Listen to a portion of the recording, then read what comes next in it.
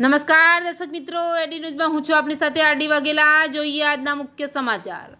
Karjan police સ્ટેશનના PI ભરવાડ તેમજ bit જમાદાર પ્રવીણભાઈ રાઠવા દ્વારા છેતરપિંડી તેમજ ઠગાઈની ફરિયાદ ન ધ્યાને લેતા કરજણ નાયબ કલેક્ટર સાહેબશ્રીને આવેદનપત્ર આપ્યું।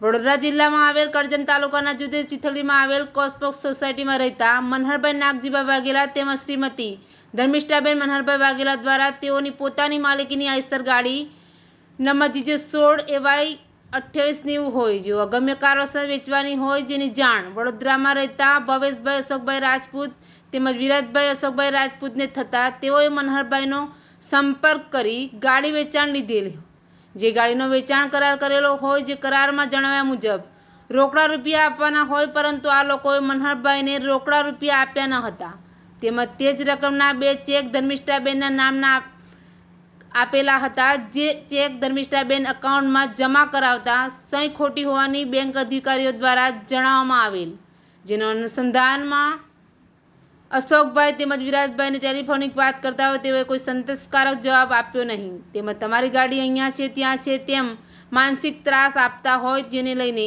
આ બાબતે મનહરભાઈએ ઊંડાણપૂર્વક તપાસ કરતા તેઓને ખબર પડી હતી કે આ લોકો ફ્રોડ છે અને તેમની સાથે ઠગાઈ તેમજ વિશ્વાસઘાત તેમજ છેતરપિંડી થઈ હોય તેવું જણાઈ આવતા મનહરભાઈ દ્વારા કરજણ પોલીસ સ્ટેશનમાં ફરિયાદ કરવા ગયેલ। ત્યાંના બીટ જમાદારે તેઓની ફરિયાદ લોકલ અરજી ક્રમાંક નંબર 646/2025 મુજબ દાખલ કરે ત્યાર કોઈ કાર્યવાહી કરેલ નહીં। તારીખ 15/7/2025ના રોજ મનહરભાઈ પોલીસ સ્ટેશનમાં ગયેલ, ત્યાં તેઓએ પોલીસ દ્વારા રૂબરૂમાં જવાબ લખાવેલ, પરંતુ તેની પણ કોઈ કાર્યવાહી કરવામાં આવી ન હતી। છેલ્લે 24/7/2025ના રોજ કરજણ પોલીસ સ્ટેશનમાં પીઆઈ તેમજ બીટ જમાદાર તેઓને કહેવામાં આવેલ કે આ સિવિલ કેસ છે, તમારે પોલીસ સ્ટેશનમાં આવવું નહીં, જેથી નારાજ થઈને કરજણ પોલીસના પીઆઈ તેમજ બીટ જમાદાર કાયદેસરની ફરિયાદ દાખલ કરે તેમજ તેઓની સાથે ઠગાઈ કરનાર આરોપીઓ ઉપર કાયદેસરની કાર્યવાહી કરે તેમજ કરજણ પોલીસ સ્ટેશનના પોલીસ કર્મચારીઓ દ્વારા બેદરકારી દાખવેલ હોય તેઓ ઉપર કાયદેસરની યોગ્ય કાર્યવાહી કરે તેવી માંગ સાથે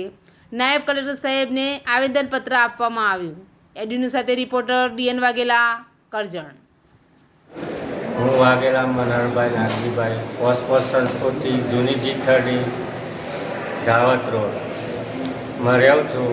મેં મારી આઈસર પ્રો ગાડી મારી અગમ્ય કારણ બીમારી હોવાથી મેં વેચવા મૂકેલી, જ્યાં ભાવેશભાઈ અશોકભાઈ રાજપૂતે વેચાણથી રાખેલી ભાડા કરાર વેચાણ કરાર તે ગાડી મારી જોડે ઠગાઈને છેતરપિંડી કરીને લઈ ગયા છે।